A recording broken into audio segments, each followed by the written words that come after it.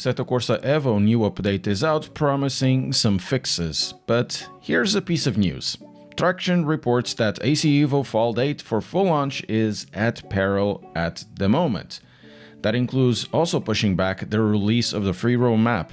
Good news, bad news, it will depend on how you see it. I prefer a better title at launch, hence a pushback if needed, but it is obvious that Assetto Corsa EVO is still lengths away for a full release date, and the state that this early access has been is definitely not the best. What is definitely the best is to subscribe to the channel for more news and tests. A big thank you to all the members, as well as your support is fantastic. EVO 0.2 update brings out new content, 7 cars and 2 tracks. The circuits are the Circuit of America with the GP and National layout, and also the GP and National layout for Donington Park Circuit. Then 7 cars, the Alfa Romeo 75 Turbo Evoluzione, the Alfa Romeo Giulia Sprint GTA, the Lotus Exige V6 Cup, the Honda NSX-R, then the Maserati GT2 we've seen in the past, Mazda Miata MX-5 NA, and the Porsche 911 Turbo 3.6964 for those of you who love Beetles. Though this update brings many more important small improvements to the performance. So let's start with that, which is at least some of the positives of this update, I think. It's a slew of entries of the changelog for graphical and performance increases. I mean, it's quite a lot. If you read them, it's really a lot.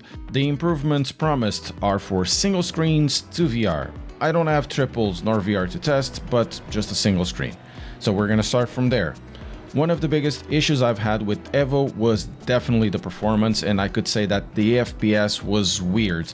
There were some stutters, the game didn't run particularly smooth even at over 100 FPS if you could get there, and if you could spend a couple of hours setting up to get there. Now, at least with my middle-of-the-road modern specs and middle-of-the-roadish 1440p settings, the game is definitely getting better FPS. In the menu, it's almost double the FPS, but I wish these double FPS could carry over the gameplay, but the improvements are not bad, to be fair. I'd say there's about 20% FPS improvements with my system and my settings in the same types of circumstances we've had with 0.1 to 0.16. That's for me not the biggest improvement of the performance side, and 20% is good. I think the biggest step forward was the stability and smoothness of the graphics.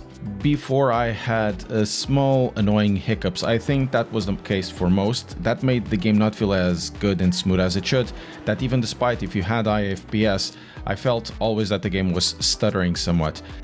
This update improves the smoothness of the gameplay massively. I found that even when the FPS drops with multiple cars going around, it feels smoother, much smoother than before, so massive improvement in my opinion.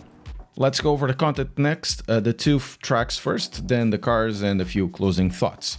0.2 is an iterative step in the early access, and in good Kuno's fashion it brings the content and some improvements, but it's not a big step forward. The tracks, Circuit of the Americas and Donington, seem to be carried over and adapted Competizione tracks. They look any bit as good and feel any bit as good as well as their ACC counterparts.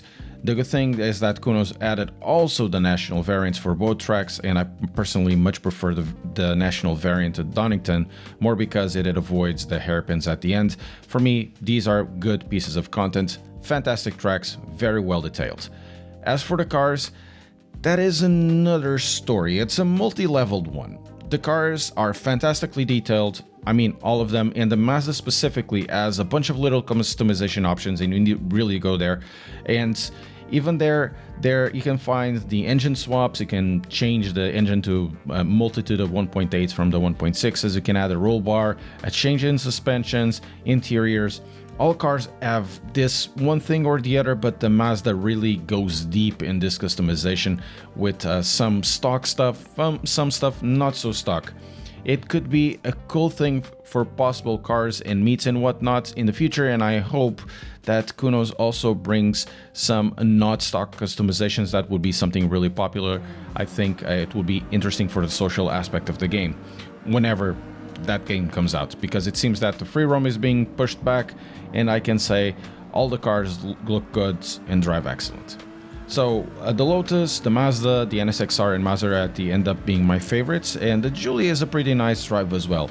I did start testing the Giulia, and it was then that I discovered something was incredibly wrong.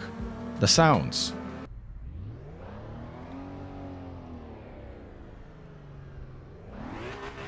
Look how they massacred my boy.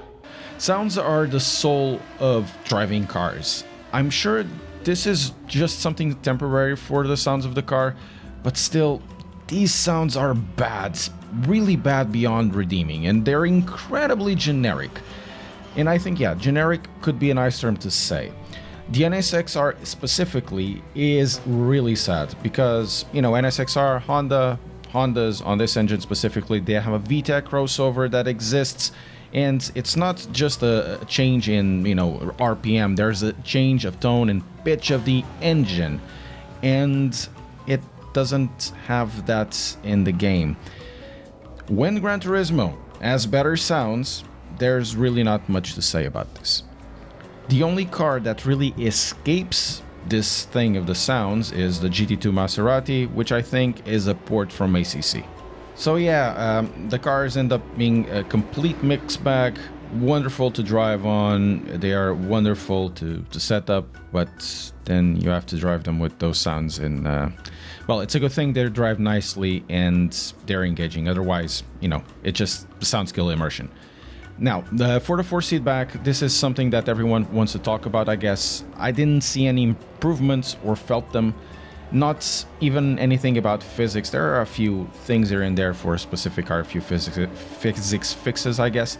But it's more or less in the same place where it feels like it was before. It's the 4-seat back is somewhat simulating the rack feel and not much more beyond that. I did a back-to-back with the OG Assetto Corsa for a test I'm doing for the Simagic EVO 19m, so subscribe to keep up to date, and it's obvious that in the old Assetto Corsa there is definitely more given in the 4-seat back department. If that's better, you know, simulating the rack of the car and it's more realistic, I guess, or it's worse, it's really up to you to decide in the comments, because I do need the engagement in the videos. The driving is around the same as before, or at least mostly the same. The cars drive fine over the curbs. Summing it up, I think it's like ACC put on top of AC. Better or worse, once again, up to you to decide, because likely this changes as there's coming a supposed new tire model, I think. We have now also some replay tools. That's cool. I wish we can do a little more and have a proper photo mode in the future as well, but we'll see about that. So, some closing thoughts about this update and episode. Structurally, nothing changed. There's no big step up. It's a building block centered mostly around the performance of the title, something that was definitely needed. Also, something needed is a restructure of that user interface. And if I look at that user interface, hostile UI comes to mind. And if this game is going to console, Competizione did it much better, and that's saying something. Changing a setting, for example, for your wheel requires you to go to the input, then to the toggle, and then to rebind it to another side menu, and then selecting it, deleting it, whatever. And also creating a session as these really lengthy processes of toggles and bars. So that means a full restructure of the user interface is needed as the title gets more complete. It will just expand in the complication levels. As for the graphics, they are okay. I mean, they're just okay. Every so often I go back to Gran Turismo 7, and man, looking back to back, there's really no comparison in the levels of detail, color accuracy, and smoothness. And I know you'll be saying, Polyphony Digital has a far bigger team, and that's fair, but what Polyphony Digital was able to do in the graphics is black magic level of development, because the PlayStation 5 runs at a much lower graphical capability, and GT7 has a far more bigger visual fidelity and consistency even in the PlayStation 4. Hopefully in the future we can run a custom picture profile and LUTs as well, because there's something crisp about GT7 and also Assetto Corsa, to be fair, that I don't understand why modern graphical engines cannot copy and why everything is super saturated, even with the multiple picture profiles available in Assetto Corsa EVO.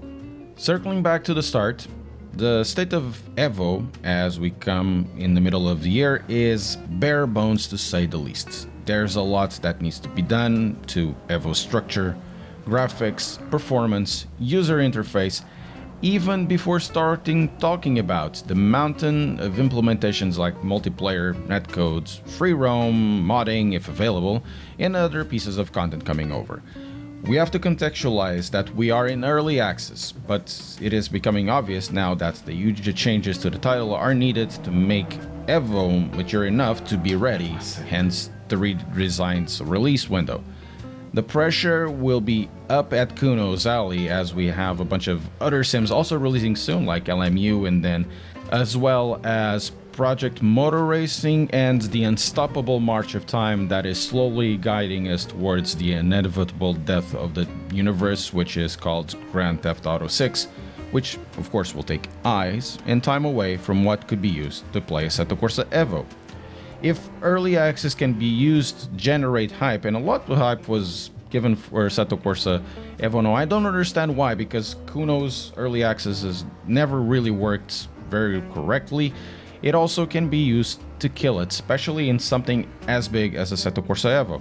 This could be a topic for another time. Let me know in the comments what you think about this topic, and also let me know in the comments what you think about the current state of Assetto Corsa EVO and the new update.